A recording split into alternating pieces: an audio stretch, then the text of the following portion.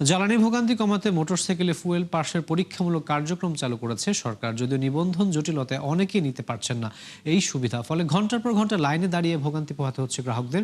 এদিকে সরবরাহ সংকটে ভোগান্তি বাড়ছে সিএনজি চালিত যানবাহনেও। আরো জানাচ্ছেন রাকিব হোসেন।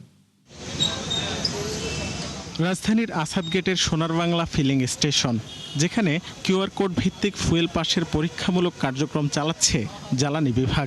নিবন্ধিত মোটরসাইকেলে দেয়া হচ্ছে সর্বোচ্চ 1000 টাকার অকটেন। তবে নিবন্ধন জটিলতায় অনেকেই নিতে পারছেন না এই সুবিধা।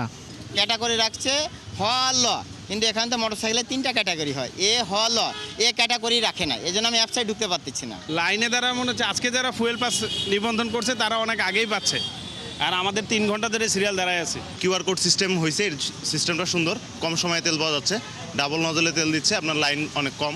ফুয়েল পাস প্রক্রিয়ার বাইরের চিত্র পুরনো। ঘন্টার পর ঘন্টা লাইনে দাঁড়িয়েও চাহিদা মতো মিলছে না তেল। এতে বাড়ছে ভোগান্তি, তৈরি হচ্ছে বিশৃঙ্খলা। এই যে সকাল 6টায় আসছি, এখন পর্যন্ত তেল পাই নাই। ইভেন আমি এর কয়েকদিন আগে হচ্ছে গিয়ে দুপুর 2টায় দাঁড়ায় রাত 2টায় তেল পাইছি, তাও আমার তেল দিছে 10টা। তো আমি সারা 12 ঘন্টায় আমি তেল পুরছি 5টা। সিরিয়াল যে কোথায় আছে এটা আমি খুঁজে পাইনি, খুঁজে না পাওয়ার কারণে এই পাম্পের তেল নাই। ইনাদের কাছে এসে জিজ্ঞেস করা হয়েছে, ইনি বলছে যে তেল আসবে 12টা 1টার পরে।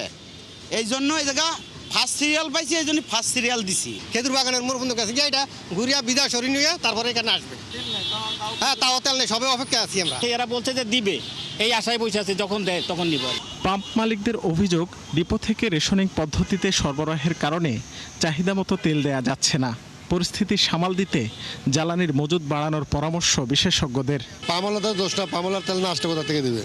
ডিপো যদি তাদেরকে তেল না দেয় তারা কোথা থেকে দেবে? সব পাম্পে এই বরাদ্দটা বাড়াতে হবে, তখন এই মানুষের যে একটা ক্লাউড তৈরি হয়, এই জায়গাগুলো কিন্তু কমে যাবে। অকটেন পেট্রোলের stockpile, strategic stockpile যেটা বলে, সেটা করা দরকার।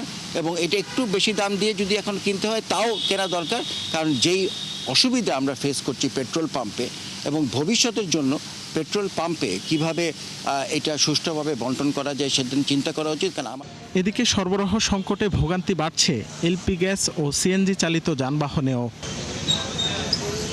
রাকিব হোসেন, 71, ঢাকা।